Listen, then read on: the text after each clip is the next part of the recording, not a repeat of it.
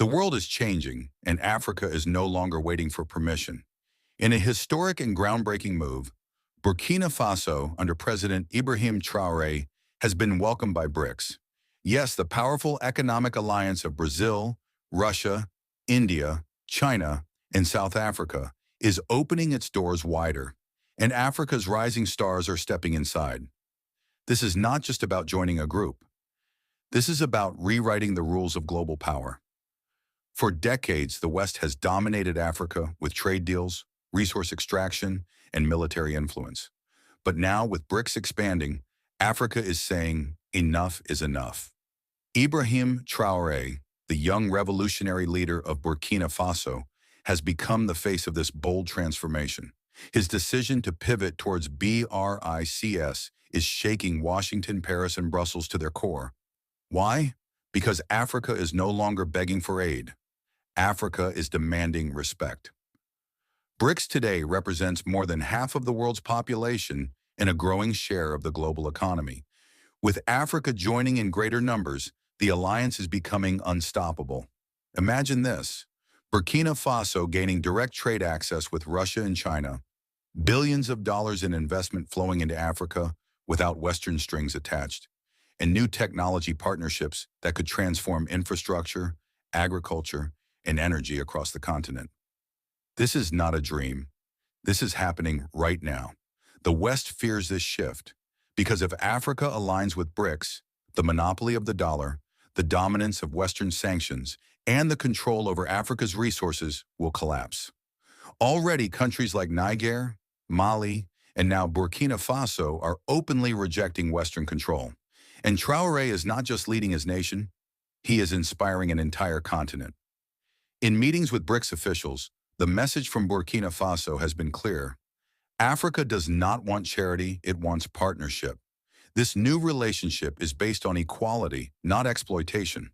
For too long, the West dictated who Africa could trade with and how Africa should govern itself.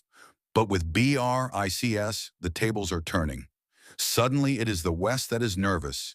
It is the West that is losing influence. And it is the West that must watch as Africa rises. Traoré has said it himself. Africa's destiny will be decided by Africans. And this move into BRICS is a powerful step towards that destiny. From the deserts of the Sahel to the bustling streets of Ouagadougou, people are celebrating. Because this is not just Burkina Faso's victory, it is Africa's victory. But what does this mean for the ordinary people of Africa? It means cheaper goods, stronger trade routes, access to technology, and new opportunities for jobs and education. It means no longer being trapped under unfair Western sanctions or lopsided trade deals. It means a future where Africa can stand tall on the global stage. And for the youth of Africa, who make up the majority of the population, this is a revolution of hope. The Western media will not tell you this. They will frame it as a dangerous gamble, as a move that could destabilize Africa. But the truth is clear. The only people destabilized are those who are losing control over Africa's resources. The West sees its power slipping away, and BRICS is the reason. With Burkina Faso joining, the cracks in the old system are widening, and soon the entire structure could collapse. This is why Traoré's decision is so historic. It is not just about economics. It is about dignity. It is about sovereignty. It is about Africa no longer bowing down to foreign powers. And it is about building a new world order where Africa is not at the bottom, but standing shoulder to shoulder with the great powers of the world. Burkina Faso's entry into BRICS is sending shockwaves across global politics. Western analysts are scrambling to understand how such a small nation, long considered dependent on France and international aid, could now play a central role in reshaping world economics. The answer lies in leadership.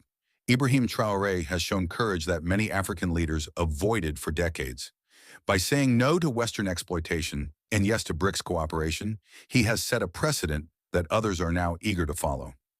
Look at the reality. The West's model was simple: keep Africa dependent, extract resources, and use military bases to enforce control.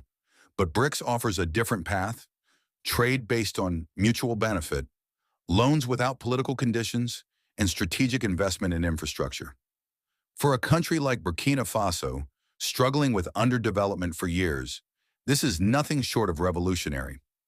Roads, schools, hospitals, and energy plants can finally be built with the support of partners who respect Africa's sovereignty.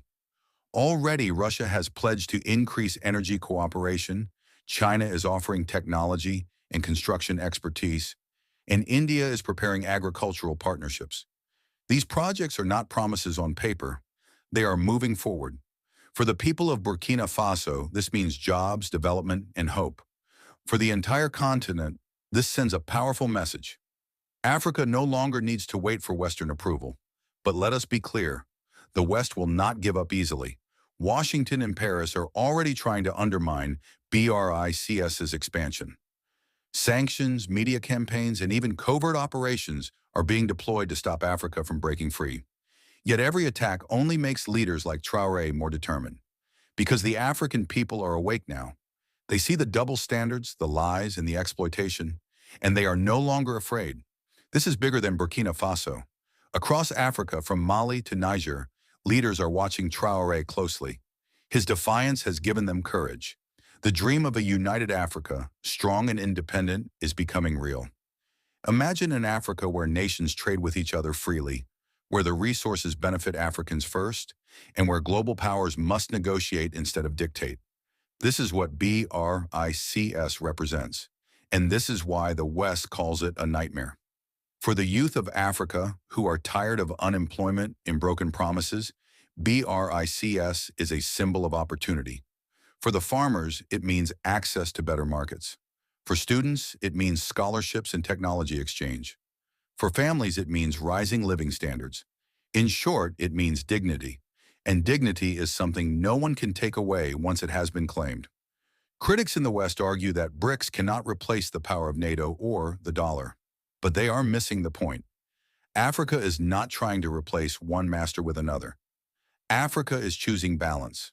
By diversifying partnerships, by breaking free from dependency, Africa is creating leverage. This leverage ensures that no single power can dominate again. It ensures that Africa can finally negotiate from a position of strength.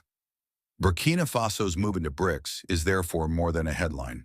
It is a spark that could ignite across the continent, inspiring a wave of independence, unity, and growth. The young generation is ready, the leaders are emerging, and the old systems are crumbling. The West can try to resist, but history is moving in Africa's favor. The world should take note. The 21st century will not be shaped in Washington, Paris, or London alone. It will also be shaped in Ouagadougou, in Bamako, in Niamey, and in the rising cities of Africa.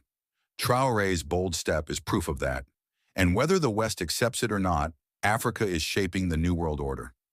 So as Burkina Faso joins BRICS, one truth becomes undeniable. The age of exploitation is ending, and the age of African power is beginning. This is not just news. This is history in the making.